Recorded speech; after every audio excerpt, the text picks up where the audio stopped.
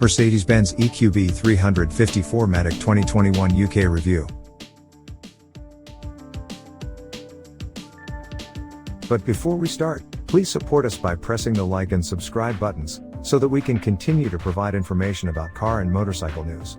Also turn on the bell button to get the latest updates. Your support means a lot to us. Thank you. What is it? As seems to be the way with the rollout of the Mercedes-Benz EV lineup, the new EQB looks and feels a lot like the conventional GLB, with which it so obviously shares its platform and interior. You're either going to be the sort of person who likes the sense of familiarity that this approach engenders, or the sort who finds it pretty uninspiring.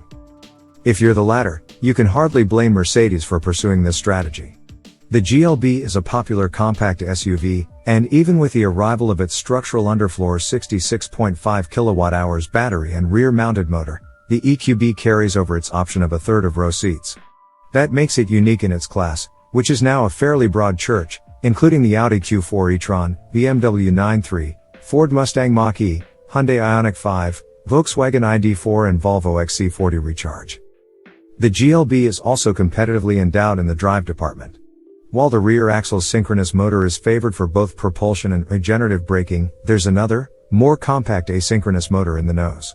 Combined output for this top-end EQB 350 4Matic version is 288 bhp and 383 pounds-foot. The lesser EQB 300 4Matic makes 255 bhp and 288 pounds-foot, meaning it can hit 62 miles per hour in 6.0 seconds. That means that, off the mark, it will hang on to the coattails of something like the Honda Civic Type R. However, the EQB 350's range is rated at only 257 miles, which is somewhat under par. The Mustang Mach-E Extended Range AWD, to take just one alternative, costs less yet can do 335 miles, and most premium badged rivals will also go farther than the Mercedes. Charging capacity is another area where the EQB's spec sheet appeal is found wanting. The car's maximum charging rate is 100 kilowatts, whereas plenty of rivals now offer closer to 150 kilowatts and the Ioniq 5 as much as 350 kilowatts. It can still recharge its battery from 10 to 80% capacity in around half an hour, and currently in the UK we're not exactly spoiled for choice when it comes to 100 kilowatts plus public charging stations, but that will change in time, and so the EQB is a little less securely future-proof than the others. As for trim, the car you seen here is the all-singing, all-dancing edition one, hence the 20 inches gold tone wheels and various bits of sporting body trim.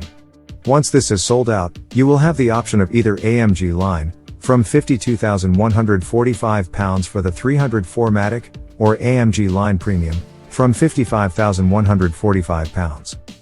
The latter brings 19 inches wheels, up from 18 inches, as well as the panoramic glass sunroof, wireless smartphone charging and various other small extras. However, all EQB models have the closed-off grille and full-width light bars both at the front and back of the car. What's it like? The EQB makes mostly slick, if forgettable, progress, and perhaps all you can reasonably ask for from a 7-seater electric crossover. That said, the Mustang Mach-E is considerably more rewarding to drive, its elasticated steering feel making it more fun to guide, and the more playful handling balance being sweeter, and in general something someone, somewhere really thought about in terms of driver engagement. The EQB isn't that kind of car. It's pleasantly responsive and generally easy to place, especially thanks to its commanding view forward, and what it prizes above all else is sure-footedness and ease of use.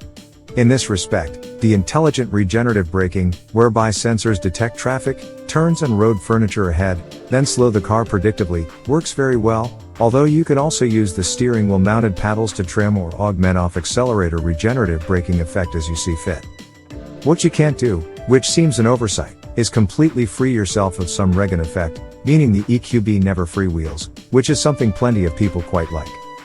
There's also a slight coarseness under wheel, despite the relaxed long-wave movements you get when the dampers are in the softer of their two settings. It gets particularly bad on less than perfect surfaces.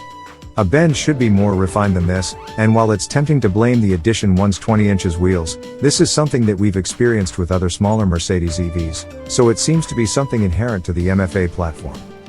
As for the interior, it's mostly plush and comfortable, if a little chintzy, with slick screens and plenty of useful F-specific functionality.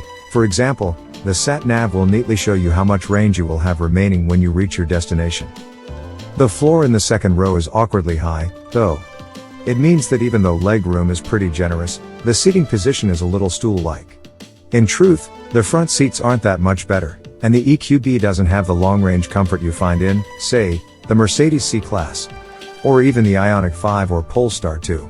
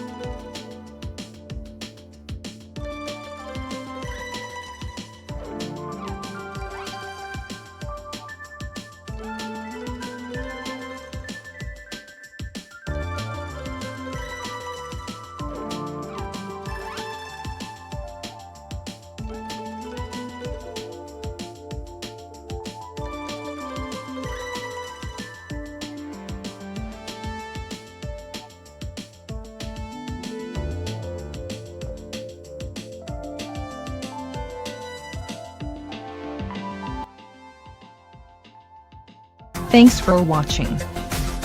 Drop a like, leave a comment, and don't forget to subscribe to watch more videos like this.